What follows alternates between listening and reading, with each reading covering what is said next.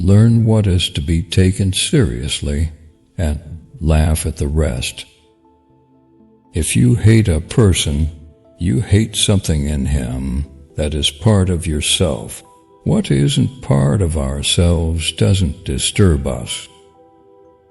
Whoever wants music instead of noise, joy instead of pleasure, soul instead of gold, creative work instead of business, passion instead of foolery, finds no home in this trivial world of ours.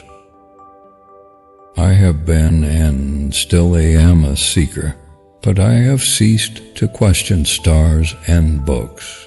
I have begun to listen to the teaching my blood whispers to me. Words do not express thoughts very well. They always become a little different immediately after they are expressed, a little distorted, a little foolish. It is not for me to judge another man's life. I must judge. I must choose. I must spurn purely for myself alone. We are sun and moon, dear friend. We are sea and land. It is not our purpose to become each other. It is to recognize each other, to learn to see the other and honor him for what he is, each the other's opposite and complement. If I know what love is, it is because of you. Some of us think holding on makes us strong, but sometimes it is letting go. I have always believed, and I still believe, that whatever good or bad fortune may come our way, we can always give it meaning and transform it into something of value. I live in my dreams, that's what you sense. Other people live in dreams, but not in their own, that's the difference. Without words, without writing, and without books, there would be no history, there could be no concept of humanity.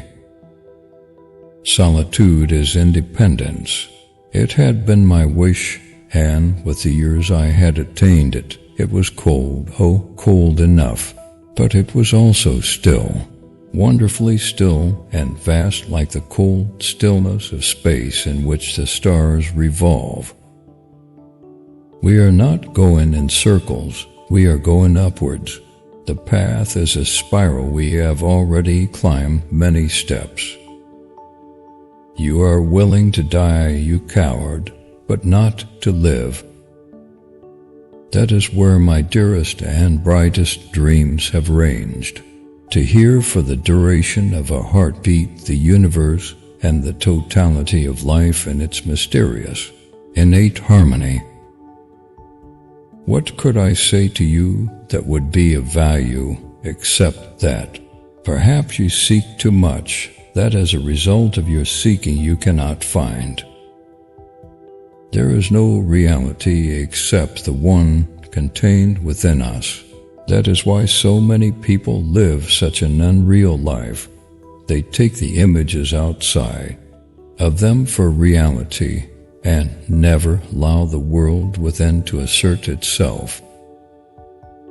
Often it is the most deserving people who cannot help loving those who destroy them. The bird fights its way out of the egg is the world. Who would be born must first destroy a world. The bird flies to God, that God's name is Abraxas. Love must not entreat, she added, or demand. Love must have the strength to become certain within itself. Then it ceases merely to be attracted and begins to attract. One never reaches home, she said, but where paths that have an affinity for each other intersect, the whole world looks like home for a time. When you like someone, you like them in spite of their faults. When you love someone, you love them with their faults. I will no longer mutilate and destroy myself in order to find a secret behind the ruins. Because the world is so full of death and horror, I try again and again to console my heart and pick the flowers that grow in the midst of hell. People with courage and character always seem sinister to the rest. Those who are too lazy and comfortable to think for themselves and be their own judges obey the laws others sense their own laws within them. In eternity there is no time, only an instant long enough for a joke. Youth ends when egotism does, maturity begins when one lives for others. My real self wanders elsewhere, far away, wanders on and on invisibly, and has nothing to do with my life. Perhaps people like us cannot love. Ordinary people can, that is their secret. I wanted only to live in accord with the promptings which came from my true self. Why was that so very difficult? You've never lived what you are thinking, and that isn't good. Only the ideas we actually live are of any value. I have always thirsted for knowledge. I have always been full of questions.